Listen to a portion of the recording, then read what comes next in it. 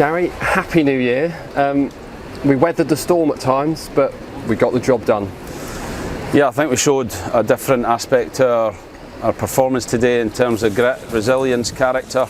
We had to defend for large periods in the first half in particular. But I've said it for a long time to the players, if you get clean sheets it gives you a massive opportunity to win games, and that proved to be the case today. As the longer the game went on, I felt we became more and more a threat in the game. I thought second half we created better chances and deserved to win the game in the end. In the first half, the game did have remnants of that FA Cup game here, and Oxford started very, very quickly. And like you say, it wasn't really till the second half that we really started to have a few chances. I think it was, I think credit to Oxford in the first half, played some very nice possession-based football and made it difficult for us. Yeah, I thought we had two great chances early in the first half, and I thought we started that first 5-10 minutes well, and then I think Giovanni, with the slight niggle he had, he probably wasn't 100% fit, and we couldn't get enough pressure on the ball, and because of that, they caused us problems. They got down the side, they created chances, but in that moment we stood firm, we defended very well, and Jamal pulled off a couple of good saves to keep us in the game. And I said to them at half time at 0-0, we have a choice now whether we want to go out and do the hard yards to be winners, or whether we just allow the game to fizzle out. And all credit to the players, their effort, their application, that team spirit again to win a football match was there in abundance second half. I mentioned a few saves that Jamal Blackman, sorry. He's not that good. That Jamal Blackman made on Boxing Day, and I called them outstanding. You just said they were good. Can I say that some of them today were outstanding? Because I think they were. Yeah, I think they were. But I expect Jamal to make those saves. He's a top keeper. He's been working extremely hard since I've come in to the club, and that's shown in his performances now and his saves. But I'm not being too harsh on him. I expect him to make those types of saves because he's such a good goalkeeper, and we're delighted to have him. And I think the whole defence, the whole team obviously deserve great credit for getting the job done today, but I do want to single out Alex Hartridge, because every time a ball came into the box from Oxford, Alex Hartridge was on the end of it. Absolutely superb today. He's been superb the last 3 games, I think, and the broken nose at Bristol, I think, has made him a fully blown member of the centre halves club. So he's shown that with his desire to win first contacts in the box. I don't think he's missed a header in the last 2 games, and he's one of many players who've performed extremely well. And I said to the players, we have an opportunity now to recover and rest. We don't have a game for 2 weeks, but we've put ourselves in a position for the second half of the season to really go with it with a lot of intent and a lot of aggression, and see how far this season can go.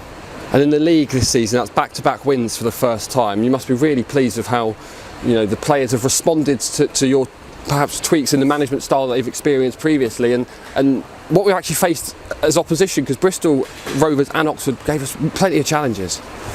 Yeah, we've had a really difficult run. We've had a lot of away matches. We've had a big change of staff in the club. When the players have been used to a certain way for a long period of time, and they've taken that all on board, and I think you're seeing some signs of that coming more regularly. I think to get back-to-back wins, especially away from home, shows the quality and the character we have. So we won't get carried away.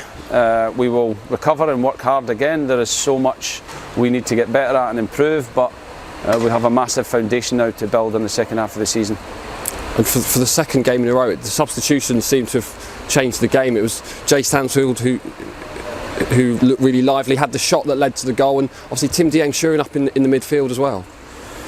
Yeah, I think we have to use the squad. I think that was clear, and having 3 games in a week is. I think the game, you've seen both sides lacked a lot of energy. First half Oxford had it, but second half they seemed to drop a lot when we managed to get some energy on the pitch from the bench. And I keep saying the finishers have a huge role to play, and Stano, I think, is someone that we have probably overused for his age. He's such a good player that you probably play him more than he should, and we felt like he'd lost a bit of his spark. And the last 2 games for the bench he's been amazing and played his role in 2 huge team performances, and that's what everyone has to do for every game for the second half of the season. I mean, heart and desire. Stano, when he came on, and within 5 seconds he's come from behind and nick the ball off to start attack. I mean, that's exactly what you want from a substitution. Yeah, he's a pest. He must be really difficult for centre halves to play against. no ball is a lost cause for him. He hunts defenders down, he puts them under pressure, and he gets us up the pitch. And when we had that change and we had the three, Josh, Nombe and Stano up on that last line, we looked like a real threat any time we played it down the side and got the goal from that and could have scored more. You must have been really delighted with the game management, particularly at the end there. Is there a new rule about free kicks in the air? And I don't know what that one was, but the way we dealt with it and made sure that ball was not going in. Yeah, I don't understand it. The ref, for me, has to speak to the goalkeeper. We've had it several times when we've been losing a game that the goalie takes forever and nothing happens. So that was really disappointing for me, but the players didn't, go in a negative frame of mind at that point. They stayed front foot, they got a block, they then came out to press, and I felt like when we went in front we were never going to get beat because of the desire and the character the players had all afternoon. I think we spoke, I'm not sure which game it was, but a few weeks ago when we spoke about how much the players have to learn about this league and some of the opposition, it has started to feel like they've actually learnt those lessons and we're making the most of it. Yeah, look, like I said, I don't think we need to get too carried away. It's two huge wins, it's 3 games unbeaten, it's a platform that we can very much build on, but we still have lots of work to do, we still have a lot of improvements to make, but we've given ourselves a great platform for the second half of the season. And 7 points from 9 over the Christmas period, you must be pretty happy with that one. Delighted. It's a difficult period, it's an important period where you can make big gains in a short space of time, and all credit to the players. They have stood up and been counted in every match and delivered a really good points total. Sam Stubbs back on the team sheet today. We made it clear he wasn't going to feature today, but to have him named in the squad is a huge moment for him after so long out. 27th of August, his last appearance. Yeah, brilliant to have him back. Brilliant to have him on the training pitch on Saturday it was. To have him there and amongst the boys and see his leadership qualities, his voice. He was blocking shots. He was right in. There was no easy start to getting back into the group, and then we felt it would be big to have him here today and have him in that change room and being about the boys, encouraging and showing his leadership qualities to help the boys through. And we'll build him up slowly. We'll keep his fitness levels increasing over the next few weeks and take it slowly. But he's a big part of what we're trying to do for the second half of the season as well. Giovanni Brown came off in the first half. He was struggling with that quad strain this week a little bit. Was it just a precaution given that there's no game now to the 14th?